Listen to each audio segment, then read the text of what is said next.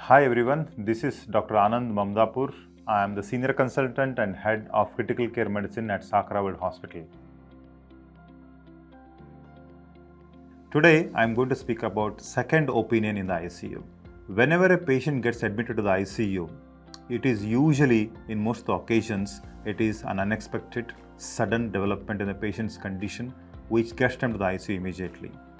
This brings in a lot of stress to the patient, family as well as ICU physicians. The information given by the ICU physicians at this particular point of time, whatever the information is given, the family is in a state of confusion, state of a denial, what is happening with the patient. They do not have the trust factor. For the trust factor to develop, it takes some time. During this time, whatever we do, whatever we say, they always see us with a little bit of question mark and doubts in their mind.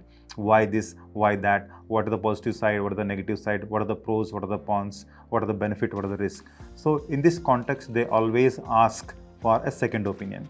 And whenever a patient family asks for a second opinion, we should be happily giving that. It's not that they are doubting our capabilities, they are doubting our honesty, they are doubting our transparency. It is basically for the patient's family's satisfaction that we should give the second opinion in detail.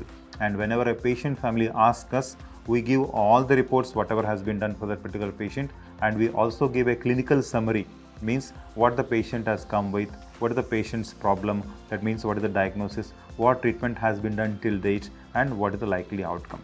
So in that context, we give a clinical letter that the patient takes different physicians. Sometimes there will be doctors within their family, and patient's family expects us to speak to them. We without any hesitation, we speak to them and make the doctor in that particular family understand as to what this particular patient is suffering from and what are our diagnoses, what are our treatment plans. So when we explain them in detail, that person, being the family member as well as a doctor, makes that family understand, and the family's psychological stress with respect to the patient's management significantly reduces.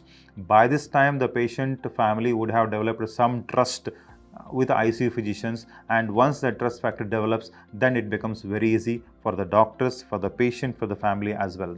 So second opinion is very, very important. It keeps patient's family psychological stress to minimum. And we also get the second opinion from patients admitted at different hospitals. So they come to us, they approach us, they ask us what is being, we have got all these reports, can you please tell us, is it right, wrong, any suggestions for improvement, all those things. All those questions do come to us as well. So we also appropriately suggest them, we appropriately guide them about what is happening, and if there is a need, we also speak to the doctor over there in the different hospital to understand what is happening. Then we'll communicate to the family. So ultimately, second opinion might add up a few more clinical points of the patient's management, and more so, it brings in a lot of relief to the patient's family that whatever is being done, everything is done in the right direction, in the best interest of the patient, in a proper way, in a transparent way, and in an ethical way. So that brings in a lot of psychological relief to the patient and the patient's family. Though the stress of the medical disease, the stress of the finances, stress of the ICU will always be there